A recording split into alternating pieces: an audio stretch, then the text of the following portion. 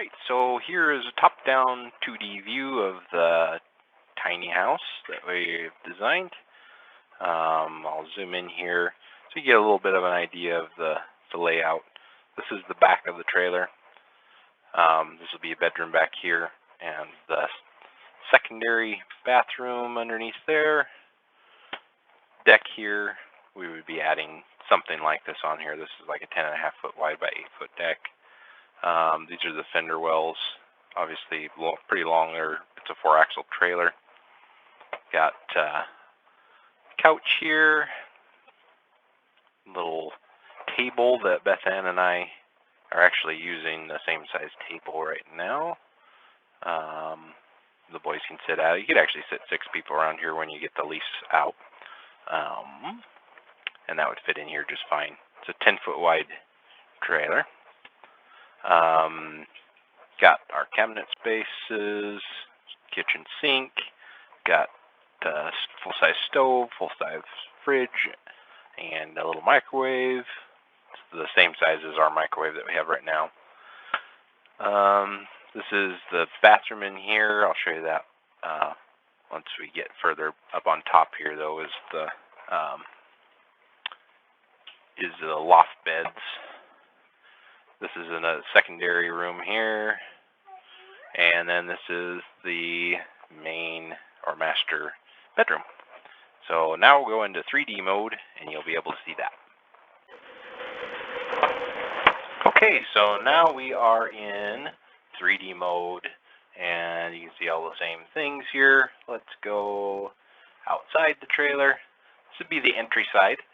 So porch here is going to be about 30 inches off the ground or so. Standard stairs going up to it here. Might go up another step so that we don't have to actually step over the fender when you're coming in.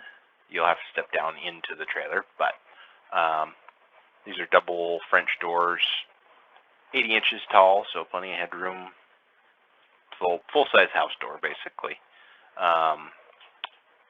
Let's see.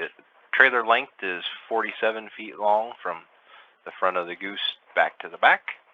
And let's walk inside here. Oh, before I go inside, let me show you a quick thing. We have a shed pitch roof on here. We could do a gable, but it's a little more complicated, a little more pricey for both the frame kit as well as for the roofing and things like that. But this is a 212 pitch, so it's not super steep. What's nice about it is that the snow is going to come off of this side, which we have just one door over on this side as like a back door, but wouldn't necessarily need to use that in the winter. And rain will come off of it just fine. Snow will kind of slide on it. With the standing seam metal roof, it should do pretty good though. So let's see, go inside here. And actually, we're already a couple minutes in, so I will start a new video. So here we are. Just stepped into the house, stepped over the fender to walk in, and it'll be just one step down. If we do the floor this way, we may end up actually raising the floor throughout this whole section, but what we've got right now we kind of like is having actually a raised section in the back bedroom. So this is about 10 inches off the floor. That would give us storage space up here, and then we got the secondary bathroom, just a half bath with an additional raised portion. So you step up 2 steps into that. This is just a regular toilet with a sink on top for some creative plumbing we could do. Or we might put an incinerating toilet in here. We'll put a little window probably in here as well. So that's that. Yeah, so there's little places to put your shoes and things like that. Coat hanger, obviously. This is like 2.5 feet or so. I'm not sure exactly. Yeah, it should be about 2.5 feet. This is a full-size couch right here. We may end up in the future going with a different stove, or this like a stove that's in a boat. But for insurance purposes, they won't let us have wood fire until we get it on the foundation. So anyway, we're thinking about building a cabinet of some type for hanging things on, books to go in. This would slide out and slide back in, maybe hanging stuff in it. We don't know yet. Let's go back here first. So we'll step in here. This would actually be a step up. So we'll make that as if it were a step up. Coming into this room. The width of the trailer, again, is 10 feet wide, so that allows us this area right in between for bed, from wall to, say, this wall is about 6.5 feet. These are not actually normal twin-size beds. They're half queens, so that gives us additional 6 inches longer, and it's 6 inches narrower than a twin bed. So it's kind of best of all worlds, because there's plenty of room to sleep width-wise, and it's actually longer for when the kids get older, or if somebody else wants to sleep in here. This bed will actually be inset in the floor. There will be doors that cover it, so that when you move this bunk up, which will have it on a mechanism to move it up into the roof line, it'll actually be tall enough that you can walk under it and use this whole floor space in here, so you can use the whole room. I'll start a new video here because we're only at like 3 minutes. Alright, so this is a cabinet space here. I think this is a couple feet, like 2.5 feet, I can't remember exactly. Closet space. We're going to have a climbing wall here. Oh, before I forget, since there is a taller subfloor in that little bathroom, which still affords you like a 6'4" headspace, there are going to be drawers that slide out into this room from there. In addition to that, since this is raised off the floor, we could have cubby holes in this, that little hatches that would open to get toys out for the boys. And we're also thinking about putting a trampoline in the floor that would then lift up and out. You close the doors and put the trampoline on top and bounce on it, and then you can store stuff underneath the trampoline and then set the trampoline back down on top of the stuff. So that's an option. Anyways, probably climbing pegs in this wall, either that or little steps of some type, ladder type setup. This is for when the boys are older, obviously. Little loft bed. This isn't very tall here because of the lack of space because of the bathroom. We were going to have a loft all the way across. This is what we had originally designed. But it's just, once you get the ceiling and the height of the loft, which is about 3 or 4 inches thick, you just don't have much space here. There's only like 2 feet here, and yeah, it's like 2 feet here, and then 2.5 feet over here or something. So we could get more by doing a gable roof, so that the middle part is the high part. But we decided this is cheaper. We wouldn't be using the space up here very much anyway because it's still pretty small even with a gable roof. So this I think is better. We'll have storage elsewhere. We'll probably put windows here, and then we'll have a little opening here that can be closed for keeping it quiet, but open for airflow at night and stuff like that. So that's just a mirror that I have there. And these are egress windows and stuff. Let me go back down. So walking back into here, yeah, basically the kitchen, and got full-size appliances in here. The couch, again, is full-size, and we'd probably make that into a sectional, so you can move these pieces around in the room. There's a fender behind it as well, and the fender also will run behind the cabinetry here and take up a slight amount of space, but it's only a small space that it'd take up. Going to be heated and cooled by a mini split system.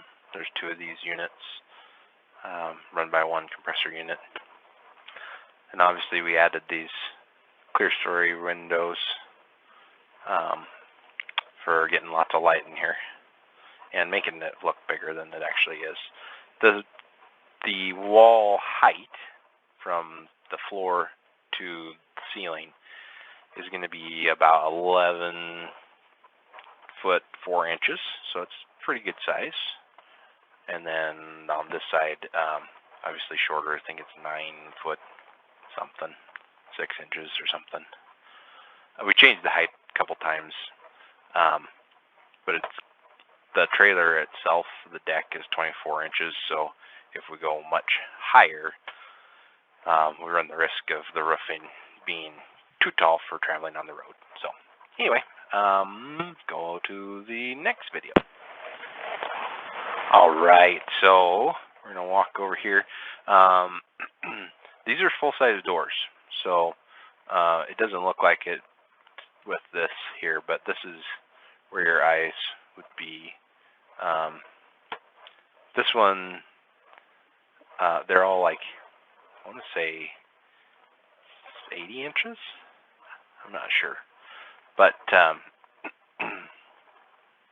you've got place for pegs coming up here, or a ladder system, and then have a gate entry to keep the loft space safe.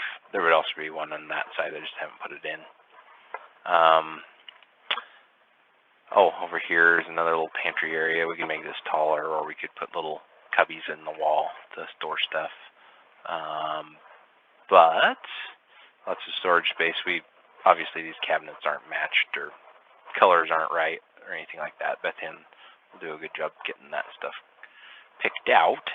But anyway, this is the upper loft. We'll go up into that. This one has a little more headspace, so this one's a little bit bigger than the space that's on the other side. Actually, this one will be close to the same as that other one, whereas over here you got a lot more headspace. We could do different configurations on laying the beds, but this loft is intentionally small, just for sleeping, maybe reading. We might change things around a little bit eventually, but it's a small loft. Plus, it's small to save us some money. So let me come in through here. This is the bathroom. Beth Ann has worked on the colors and a little bit. Also, the cabinet here there's a stackable washer and dryer in there. A good size one, not one of the little mini ones, but a good size stackable washer and dryer. This bathroom is actually a little bit bigger width-wise than the bathroom that's in the house we're in now, and then depth-wise is exactly the same. This is a full-size tub in here for the shower, and then of course full-size toilet and sink, good size width there, cabinetry. So a little bit small, but with the washer dryer set up in here, but there's still plenty of room to walk through here easily. We could even crouch the toilet back over towards the tub a little bit if we felt like it. But full-size doors. Height to the ceiling in here is actually going to be at 6'8" or 6'9" once everything's finished with sheetrock and everything. So good sized, not going to feel claustrophobic. So as we go through here, and as a reminder, so they're going to supply the frame for this stuff that'll have the lofts and the outside walls, and then we're going to do the interior walls, the flooring, the ceiling, the roofing, the windows, the doors, etc. So it's going to be a lot of work, but it should be fun. So anyways, this is the the auxiliary room, as it were. So we haven't quite figured out what all we're going to put in here, other than there's room for electrical panels or various things up here. For the loft space is right here. There's a bit of room up there, water heater maybe. We'll have an on-demand water heater, so it won't be a tank. Probably going to have a crawl space from here that connects to the loft on this side, and I'll show you what's in there. But that crawl space would be a way to, an additional way to get in or out of the loft. This would be a mirror here, and obviously windows. We were talking about doing a small door here. You could do a full-size door, because this, again, that's 6'9" to the top here. You could do a pretty close to a full-size door, but making it smaller will actually help this room look a little bit bigger, because between this wall space to over here is only 6 feet, and width-wise you got, I think, 7 this way, but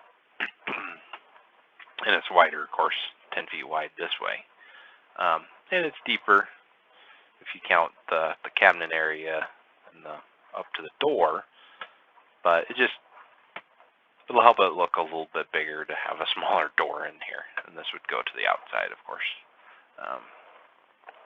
So let's walk up the stairs here. Obviously room to walk up the stairs there. Oops. Oh, you can see what's in this room once we get up here. So this is the master bedroom here. This would be about how tall you are when you are walking in, approximately. I don't have the exact height here. It'd be about there. So we would have storage under the bed, maybe sliding out drawers and things like that. We've also toyed around with the possibility of flipping the bed like a Murphy bed up into this wall. This is the doorway here is 2 feet wide, so you got a little bit more than 2 feet over here. Same thing here. You got like a foot and a half over here. Plenty of room. This is why the weird design in that other little room, but this comes up from a little bit behind, so the gooseneck portion is about here on the trailer. And then this is actually an additional part that I'm going to build off the end of the trailer. And then come up here to this little closet area, and then this is where we'd have the little crawl space walkway to combine the lofts. So it'd be a little bit short, but not too short to crawl through.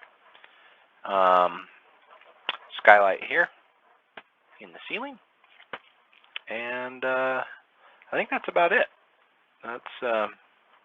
We'll jump back outside here. It's the front of the trailer, and you can see all around it. Yeah. Obviously the walls aren't coming out right when you're outside, but inside they are fine. And then I've toyed around with different colors. So anyway, that's our tiny house that we'd like to build. It's going to be, well, let's see. We can get an exact reading on it for the first floor. The active floor design with all the walls accounted for, taken out of the the width of the walls and everything, is going to be about 420 square feet. Now that's including the gooseneck, so you take the gooseneck off and that brings it down below 390 square feet. And so it's still considered a tiny house, even though you've got the gooseneck area as well as the loft and this little bed loft. This does not account for those, so that this just accounts for the main floor space, and they're considering this gooseneck part of the main floor space, but they don't consider the loft or that little bed loft. So anyway, that is it.